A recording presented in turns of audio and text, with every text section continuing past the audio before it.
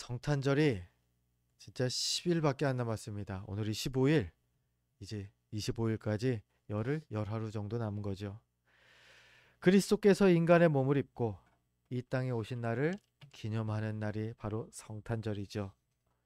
그날 우리는 예배로 모일 것입니다. 뭐 주중이어도 예배로 모입니다. 또요, 예배 후에 광고 드렸다시피 발표회도 할 겁니다. 아이들이 그래서 연습을 이제 시작했어요.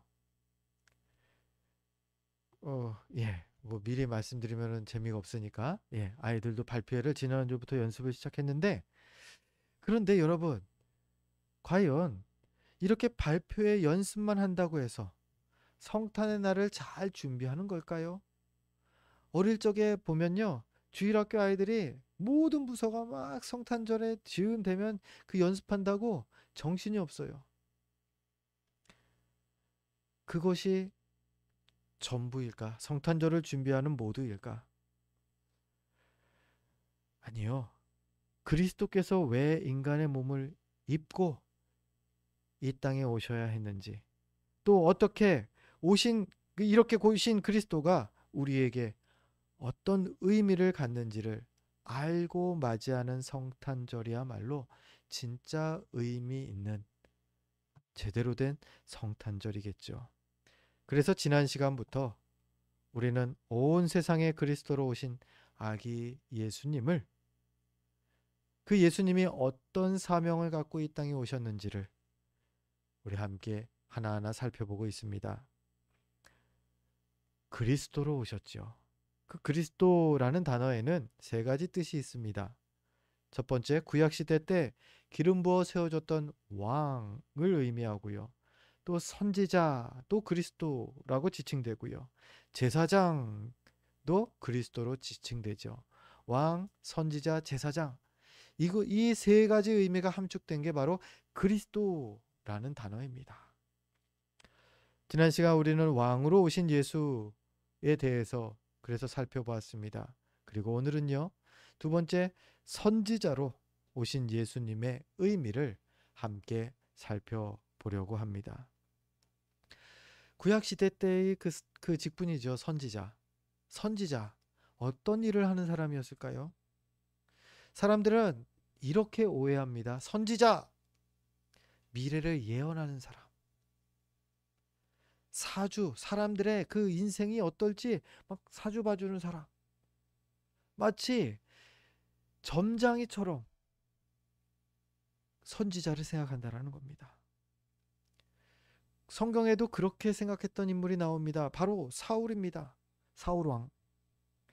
사울왕이 찾아갑니다. 왜 찾아갔냐면요. 아직 왕이 되기 전입니다. 청년 사울이 사무엘을 찾아갈 때의 이유는 아버지가 잃어버린 나귀를 저 사무엘에게 가면 사무엘이 영험해서 찾아줄 것이다.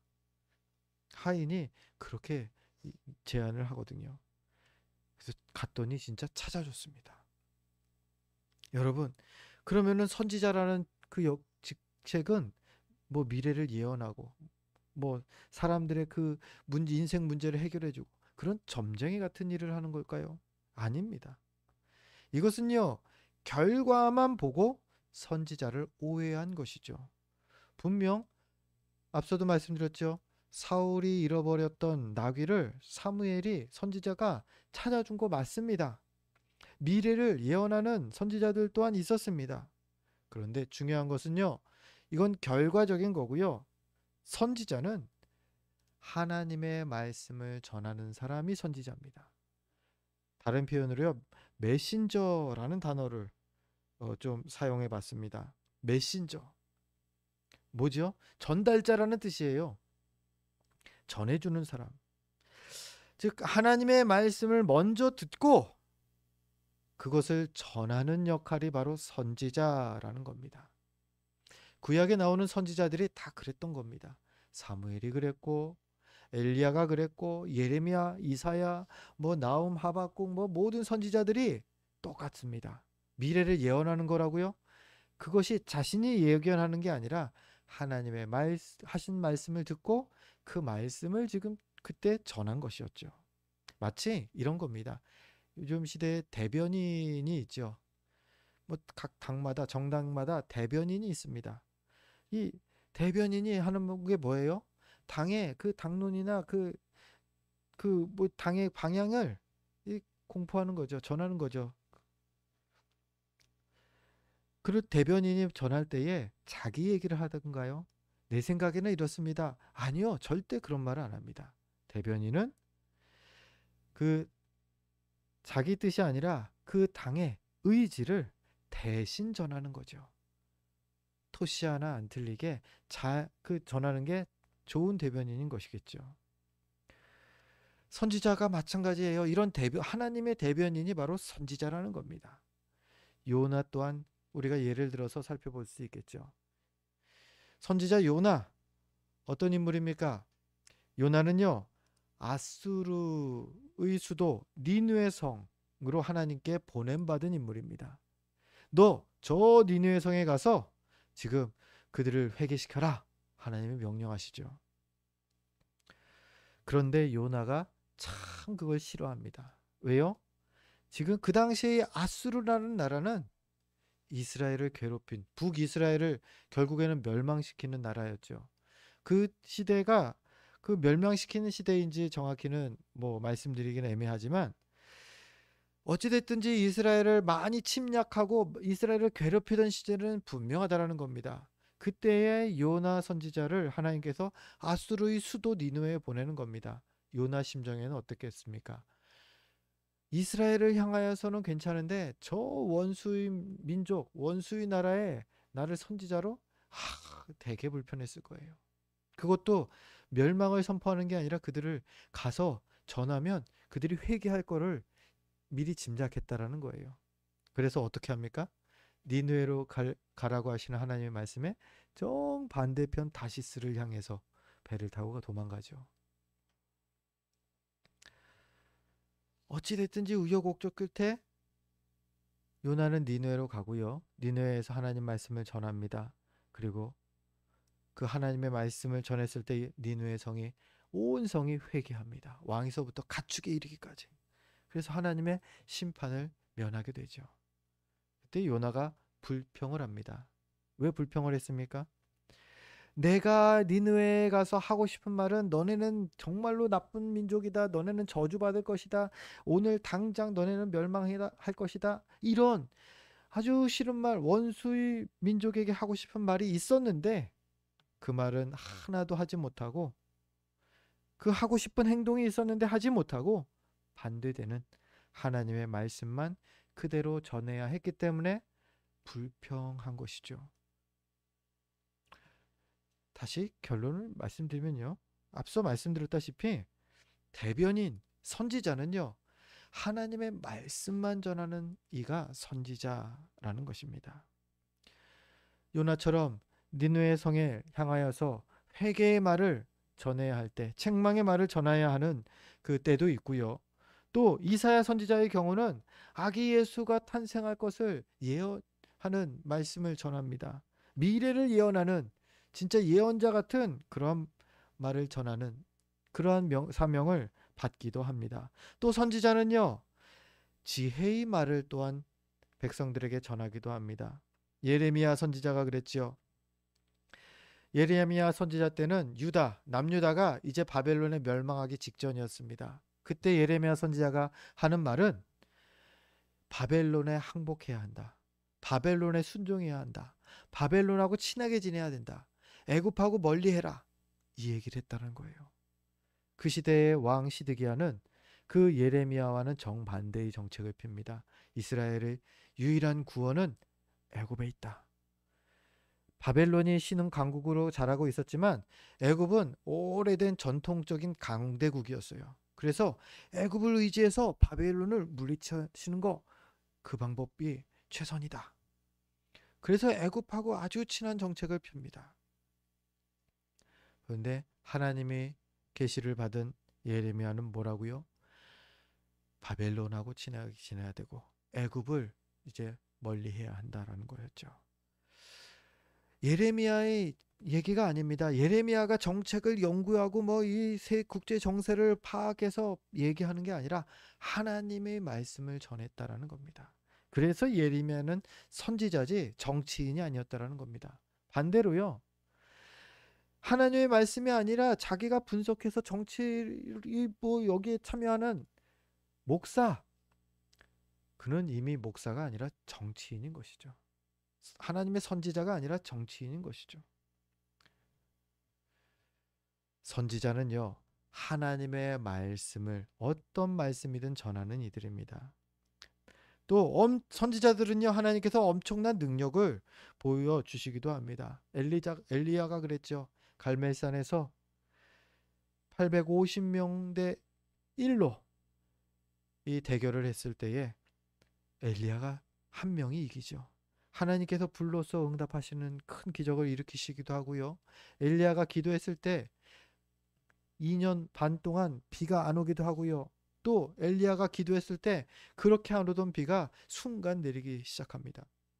엘리야가 달려가는데 마차보다 빨리 달렸다, 성경에 그런 기록도 하고 있습니다. 엄청난 능력, 특별한 능력을 하나님께서 선지자를 통하여서 보여주시기도 한다라는 겁니다. 근데 중요한 것은요, 요점이죠. 이렇게 다양한 말과 행동들을 그 선지자들이 하는데 공통점이 하나 있다.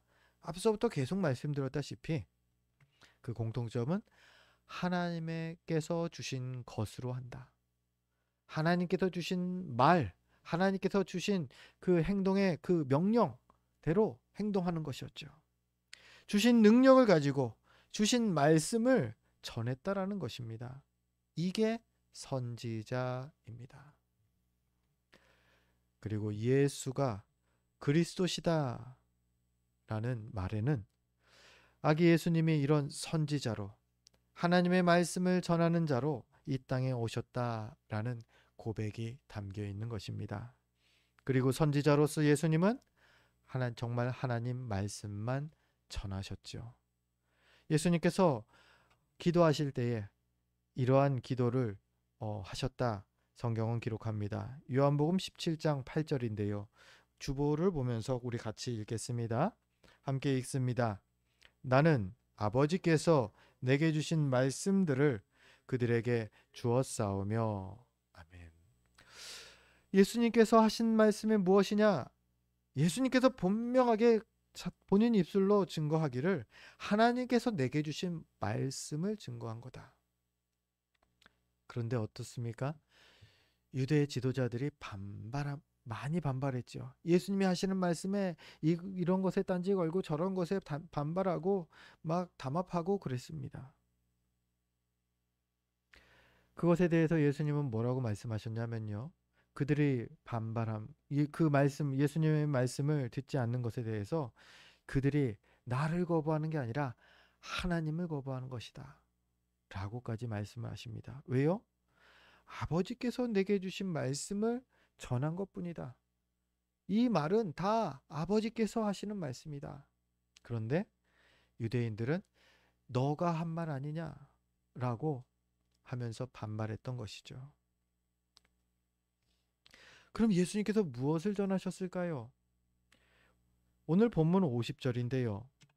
본문 50절의 이 앞부분에는 이렇게 나옵니다. 나는 그의 명령이 영생인 줄 아노라. 그가 바로 하나님이죠. 하나님 아버지의 명령. 49절에서 하나님 아버지를 계속 얘기합니다. 하나님의 명령이 무엇이라고요? 영생인 줄 아노라. 지금 예수님께서 백성들에게, 이스라엘 백성들에게, 유대인들에게 전하는 말씀의 골자는 그거예요. 영생을 얻는 길, 영생으로 가는 길, 구원을 얻는 길, 그거였다라는 거예요. 거기에 포인트를 딱 두고 있다라는 거죠. 복음이었다라는 겁니다. 그리고 그것이 무엇이라고요? 하나님의 명령이라고요. 나는 그의 명령이 영생인 줄 아노라.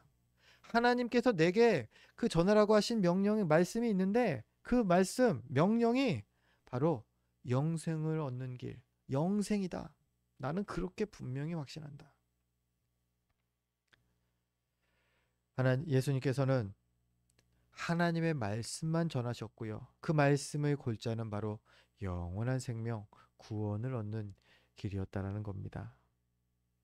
그런데 이런 예수님의 가르침에 대해서 유대 지도자들은 강력한 반대를 하지요. 그 반대의 근거는 이것입니다. 모세의 율법과 너무 다르다. 모세의 율법과 다르다 못해서 정반대된다. 여기에 대해서 예수님께서 설명합니다. 구약의 율법? 분명 그건 하나님의 말씀 맞다. 모세를 통해 전해진 것이 하나님의 말씀이다. 그런데 사람들이 너무나 불완전하고 완악하기 때문에 하나님께서 어쩔 수 없이 모세에게 불완전한 율법을 주셨던 거다. 너희가 악하기 때문에 너희에게 맞춤형으로 맞춰서 준 게 율법이다. 라는 것이죠.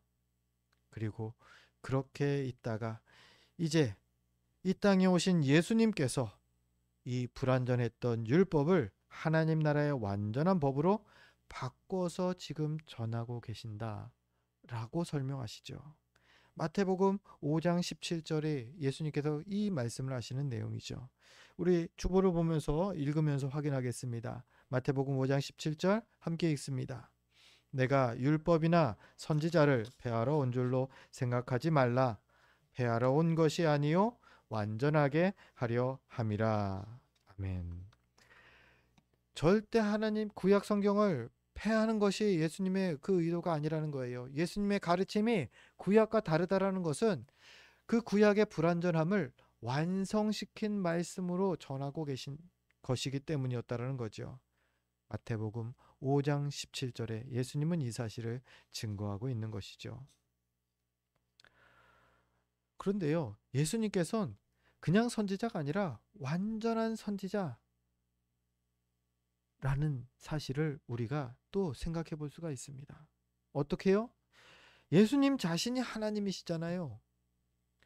종전에는 사람을 통해서 하나님께서 말씀을 주시고 그 말씀을 전해 주셨지만 지금 이 예수님께서 오신 때에는 창조주 하나님께서 직접 오셔서 직접 말씀하고 계신 겁니다. 얼마나 정확할까요? 얼마나 분명할까요?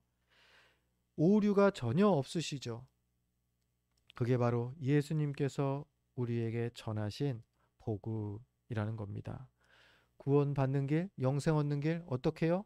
구약으로 굳이 돌아가서 내가 선을 행해야 되고 내가 이것도 해야 되고 안 그래도 된다고요. 완전해진 그 법이 바로 예수 그리스도 안에서 우리에게 전해졌다라는 겁니다. 어떻게 구원을 받습니까? 오직 믿음으로 말미암아 구원을 받는다. 예수님께서 진리의 그 법을, 그 말씀을 우리에게 주십니다. 더 이상 불완전한 법이 아니라 완전한 법을 완성시켜 주신 것입니다. 그 법을 접했을 때 사람들의 반응은 상반되었습니다. 어떤 이들은 그 말씀에 도전받고 감동합니다. 아, 과연 그렇군가? 그리고 자신의 죄를 회개하고 기도하고 주님 앞에 나오기도 합니다. 그런데 반대로 또 반발하는 이들도 있었지요. 그런데 도전을 받는 사람들도 그랬고요. 반발하는 이들도 마찬가지였습니다. 한 가지 그들 모두에게 공통된 반응은 바로 당혹감이었습니다. 당황했다라는 거예요. 왜요? 이전에 듣던 것과는 너무나 다른 삶을 요구하셨기 때문에 말이죠. 정말 현실적으로는 지키기 어려워 보이는 그런 말씀들만 계속 하시는 겁니다. 예수님은. 구약에서는 뭐라고 합니까? 눈에는 눈이고 이에는 이야. 너가 누군가 너의 그 친족을 살해했어? 그러면 너도 가서 그에게 똑같이 해줘. 피의 보복을 허락하는 게 구약의 법이었다라는 거예요. 직관적이죠. 아, 그렇지. 아니, 받은 만큼 되돌려 주는 거 그게 맞지. 누구나 이해할 만한 그러한 그 해법이었던 것이죠. 율법은 우리의 어두운 본성에 자연스러운 법이었다라는 겁니다. 그런데 오신 예수님께서 어떤 법을 말씀합니까? 그 법, 그 법에 더 상위되는 법을 내가 가르쳐 주겠다. 원수까지 사랑해라. 너희 원수까지 사랑하랍니다. 여러분, 이게 납득이 되냐고요? 우리 본성과 역행하는 길입니다. 원수는 미워서 원수인데 미워하는 원수를 사랑하라니. 예수님께서 우리에게 가르쳐 주신 이 새로운 법은 완전히 이렇게 우리 본성과도 전혀 맞지 않는 법이었다라는 겁니다. 그래서 사람들은 반응하되 그것을 받아들이는 사람이나 거부하는 사람이나 똑같이 처음에 당황스러움을 느꼈다라는 거죠. 그리고 생각했을 겁니다. 이거는 안 돼. 이거는 어렵지. 이거는 못해. 내가 이 원수, 내가 지금 미워하는 이 원수를 어떻게 사랑하냔 말이야. 다들 절망할 수밖에 없었고요. 그 말씀 한 절 한 절이 옳다라고 공감은 하지만 실제로 행할 엄두를 내지 못했을 것입니다. 그래서 너희도 충분히 할 수 있다 라고 우리 주님께서 친히 본을 보여주셨죠. 예수님께서 오셔서 그 공생의 그 모든 삶의 바로 이 하나님의 새로운 법, 예수님께서 만드신 완전하신 법, 이 법대로 그 살고 말씀하셨다라는 거죠. 요한복음 13장 15절이 그 사실을 예수님께서 우리에게 말씀하시죠. 우리 주보를 보며 함께 읽습니다. 내가 너희에게 행한 것 같이 너희도 행하게 하려 하여 본을 보였노라. 아멘. 예수님께서 말하고 행동한 모든 것들이 작게는 제자들에게, 좀 더 확대되면은 모든 이스라엘 사람들, 예수를 바라보고 예수를 만나는 모든 이스라엘 사람들에게 본이 되기 위해서 하신 것이다 라는 것입니다. 본을 보여주신 이유가 무엇이라고요? 당연히 그 본 사람들에게 따라서 행하라는 거죠. 참된 교사는요, 말과 행동이 일치하는 교사입니다. 참 그렇습니다. 도덕 선생님이 참 도덕적이지 않다. 너무 그 배우는 이들의 입장에서는 혼란스러울 것 같아요. 말로는 수업 시간에는 이렇게 해서 바르게 해야 된다 그랬는데 그 삶을 보면 바르지 않습니다. 뭐 교회 안에 또 그대로 연결이 되죠. 목사가 왜 목사입니까? 하나님의 말씀대로 더 힘써 살겠습니다라고 결단한 이들이 목회자 아닙니까? 목사도 또 교사죠. 하나님의 말씀을 성도들에게 전하는 그 교사입니다. 그러면 그 말과 행동 또한 본이 되어야 되겠죠. 물론 부족해서 자주 넘어지고 자주 실수합니다. 저부터도 많이 실수하지 않습니까? 그렇더라도 목사도 교사, 가르치는 자입니다. 말씀대로 살기 위해서 더욱더 힘쓰려고 노력해야 하겠죠. 목사만 힘씁니까? 아니요. 성도들도 마찬가지죠. 여러분도 마찬가지입니다. 특히 부모가 자녀에게, 우리 좀 압축해서 생각해 보죠. 부모가 자녀에게 신앙을 교육한다. 그런 면에서 부모는 언제나 교사입니다. 누구나 다 교사입니다. 그러면 부모가 자녀에게 그 신앙을 가르칠 때에 말과 행동이 다르다. 예전에 그런 그 얘기들 많이 들었어요. 교회 중직자분들 자녀들이 시험에 많이 든다는 거예요. 장로님, 안수 집사님 자녀들이 왜 그러냐? 그 이유를 어디서 이렇게 조사를 했는데 대체로 그래요. 교회에서 있었던 일을 집에 와서 막 욕하면서 막 하는 거예요. 막 담임 목사님이든 뭐 담당 뭐 부교육자든 저 목사는 저건 목사도 아니야. 막 이러면서 막 반말하면서 막 하고 그거를 자녀들이 들었다라는 거예요. 그러면서 뭐 이게 뭐 거기에서 시험에 들고 뭐 교회에서는 막 훌륭한 장로님, 훌륭한 뭐 안수 집사님 하는데 집에 오면 막 술 마시고 담배 피고 막 부모님 뭐 아내 막 혼내고 이런 모습들이 보였었다라는 거죠. 말과 행동이 달라서 혼란스러워했던 자녀들, 그 자녀들의 그 얘기들이 많이 들렸던 것이 사실입니다. 우리는요, 모두가 다 교사일 것입니다. 교회 안에서, 가정에서 혹은 친구들 사이에서 또한 복음을 그들에게 알리는 교사일 수 있습니다. 우리가 말로만이 아니라 우리가 예수님이 우리에게 보여주신 대로 본을 그들에게 보여야 합니다. 행동으로 또 당연히 말로도요. 앞서도 계속 말씀드렸지만 너무 어렵습니다. 쉽지 않습니다. 그래도 포기하지 말고 7번 넘어지면 8번 일어서는 그 마음으로 끝까지 우리가 이 본을 보이기 위해서 노력해야 하겠습니다. 다시 돌아갑니다. 우리에게 그 신앙의 하나님의 나라의 법을 본으로 보여주신 예수님이 2000년 전 베들레헴에서 탄생하셨습니다. 아기의 몸으로 오셨지만요. 이 예수님은 분명 하나님의 말씀을 완전하게 하시는 선지자로 이 땅에 오셨고요. 그렇게 사명을 완수하셨습니다. 이 예수를 그리스도로 고백하는 성도라면 이 땅에 오신 예수님을 왕으로 또 선지자로 맞이해야 하겠습니다. 특히 예수를 그리스도로 고백하는 성도들, 우리들은요, 선지자로서 예수님의 삶과 말씀에 경청과 행함으로 반응해야 할 것입니다. 그 근거로 예수님은요, 자신의 말씀을 경청할 대상을 마태복음 13장 9절에 이렇게 구분하고 계십니다. 마태복음 13장 9절에는 이렇게 기록되어 있습니다. 귀 있는 자는 들으라 하시니라. 귀 없으면 못 듣지 뭐. 예수님 하시는 말씀이에요. 그런데 귀 있으면 다 들어라. 있는데 못 들은 척, 안 들은 척 하면은 책망하시겠다라는 뜻이겠죠.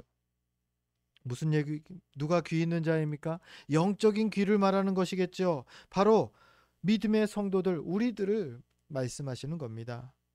귀가 있다면, 깨어 있다면, 예수를 그리스도로 고백하는 거룩한 성도가 되었다면 들어라. 무엇을요? 주님께서 가르치시는 이 복음의 말씀을요. 그것을 경청하는 것이 우리의 역할이라는 겁니다. 그 경청하면 어떤 유익이 있을까요? 로마서 10장 17절이 경청의 유익을 이렇게 우리에게 전합니다. 우리 함께 주보를 보며 로마서 10장 17절 함께 읽습니다. 그러므로 믿음은 들음에서 나며 들음은 그리스도의 말씀으로 말미암았느니라. 아멘. 말씀을 들을 때에, 주님의 말씀을 들을 때에 우리 믿음이 성장한다 말씀하시는 거죠. 그렇습니다. 우리가 경청한 때의 유익은요, 우리 믿음이 자라간다라는 겁니다. 그런데 듣는다고 다 믿음이 자라는 것은 또 분명 아닙니다. 색안경 끼고 들으면요, 오히려 더 큰 문제를 일으키게 되기도 하더라고요. 그렇더라도요, 듣는 자리를 우리가 사모해야 하겠습니다. 왜냐면요, 듣지 않으면요, 아예 성장을 하든 말든 이 성장의 가능성조차도 없다라는 뜻이니까요. 예배의 자리로, 말씀의 자리를 더욱더 사모하는 우리가 되길 소망합니다. 그런데 말씀을 사모한다, 말씀을 잘 경청하겠다 100번 결단을 해도 아무리 노력해도 이게 우리 힘으로는 안 됩니다.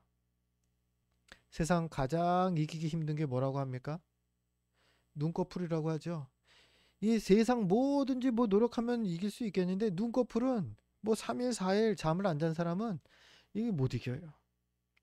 아무리 집중하려고 해도 경청이 안 되는 사람들, 그게 바로 우리들 아닙니까?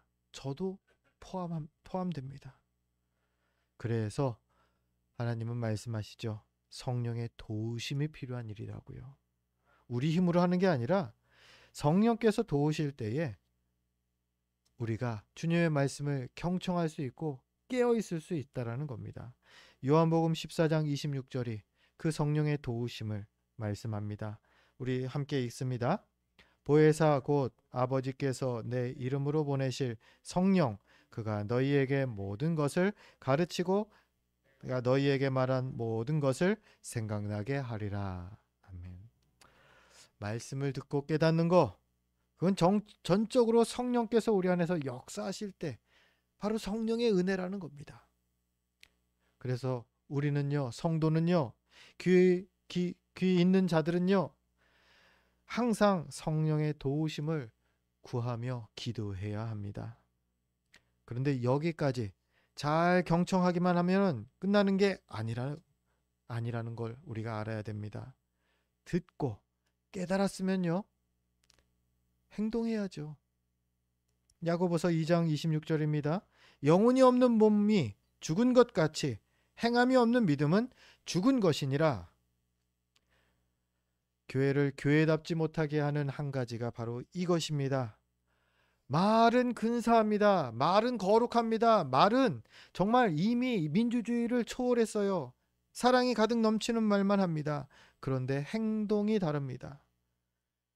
교회가 교회답지 못하게 되는 그 이유 한 가지가 바로 이것입니다. 행동이 말을 따라가지 못합니다. 그리스도인은요, 그리스도를 닮기로 결심한 사람들이죠. 하나님께서 우리를 그리스도인 되게 부르셨습니다. 그리고 우리가 사람들에게 가서 나는 그리스도인입니다. 나 교회 다닙니다. 말합니다. 그렇게 말한다는 것은요, 그렇게 살겠다라고 그들에게 선언하는 것과 같습니다. 그런데 그리스도인이라고 말해놓고서 그리스도인답지 않게 부조리에 동참하고 불경건한 행동을 상습적으로 한다면 그거야말로 말과 행동이 다른 모습 아니겠습니까? 우리는 그러지 말아야 하겠습니다. 힘든 것 다 압니다. 우리가 할 수 있는 것 다 압니다. 그래서 주님 말씀하지 않습니까? 성령의 도우심을 구하라고요. 성령이 도우시면 그러면 이 어려운 게, 이 힘든 걸 우리가 하게 됩니다. 말씀을 정리합니다. 2000년 전에 말씀이 육신이 되어서 이 땅에 오셨습니다. 그냥 선지자 수준이 아니라 아예 완전한 말씀이신 하나님께서 친히 이 땅에 오신 겁니다. 그렇게 불완전했던 율법을 완전하게 해주셨습니다. 이제 우리가 할 일은요, 예수께서 우리에게 주신 이 완전한 말씀을 잘 경청하며 배우는 것이고요. 또 그 말씀대로 행하려고 항상 힘쓰는 것입니다.